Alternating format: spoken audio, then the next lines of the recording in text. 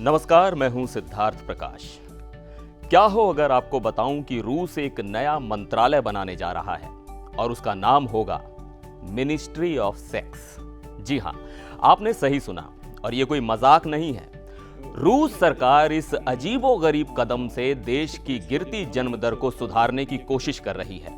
तो सवाल है, क्या यह तरीका कारगर होगा या बस एक बेकार का आइडिया साबित होगा? चलिए पूरी कहानी जानते हैं। रूस में इस साल जनवरी से जून तक 5,99,600 बच्चों का जन्म हुआ है, जो पिछले साल के मुकाबले 16,000 कम है। ये आंकड़े रूस के लिए सचमुच चिंता का विषय हैं, क्योंकि ये 1999 के बाद का सबसे निचला जन्म दर है। इस आंकड़े से साफ है कि रूस में जन्म दर लगातार गिर रही है और देश की जनसंख्या पर इसका सीधा असर पड़ रहा है। और ये सिर्फ आंकड़े नहीं, ये रूस के भविष्य के लिए एक बहुत बड़ा खतरा है। अब यही सब नहीं है, रूस में इस साल के पहले 6 महीनों में 3,25,100 लोग मर चुके हैं, जो पिछले साल की तुलना में 49,000 ज्यादा है। यानी एक तरफ जन्म दर गिर रही है और दूसरी तरफ मृत्यु दर बढ़ रही है। जब जन्म दर गिरती है और मृत्यु दर बढ़ती है तो इसका सीधा असर देश की जनसंख्या पर पड़ता है। अब इस गिरावट के पीछे कई कारण हैं, लेकिन सबसे बड़ा कारण हाल ही में चल रहा यूक्रेन युद्ध है। इस युद्ध ने रूस की अर्थव्यवस्था, समाज और यहां तक कि परिवारों पर भी गहरा असर डाला है। रूस में बढ़ते तनाव और अनिश्चितता के कारण कई लोग परिवार बढ़ाने के बजाय अपने भविष्य की सुरक्षा को लेकर चिंतित हैं। युद्ध की वजह से जीवन में व्यस्तता, आर्थिक समस्याएं और मानसिक दबाव भी लोगों को बच्चे पैदा करने से रोक रहा है। और यही वजह है कि सरकार के लिए यह समस्या और भी जटिल होती जा रही है।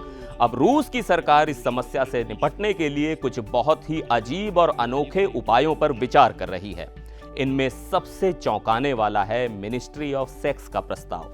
जी हां, इस मंत्रालय का काम होगा रूस के नागरिकों को परिवार बढ़ाने के लिए प्रोत्साहित करना।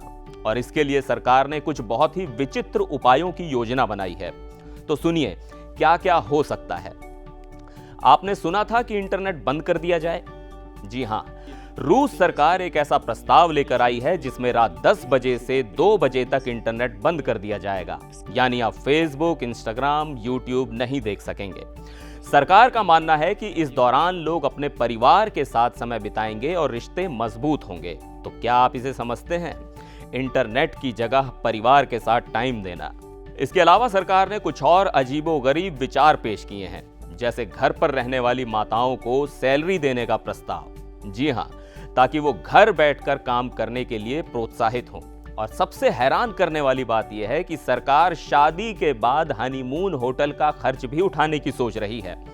क्या ये किसी के लिए भी मददगार हो सकता है? और सुनिए, ये भी प्लान है कि पहली डेट का खर्च भी सरकार उठाएगी। यानी कोई भी जो रिलेशनशिप शुरू करना चाहता है उसकी डेट नाइट फ्री हो सकती है, वो भी सरकारी खर्चे पर। अब सवाल यह है कि क्या इन उपायों से रूस का जनसंख्या संकट दूर होगा?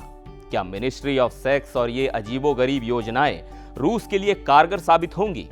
क्या आप ये मानते हैं कि इन कदमों से किसी देश की जन्म दर बढ़ सकती है, या सिर्फ ये एक बेकार का आइडिया है?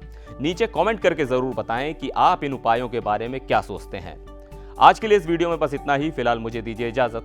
नमस्कार।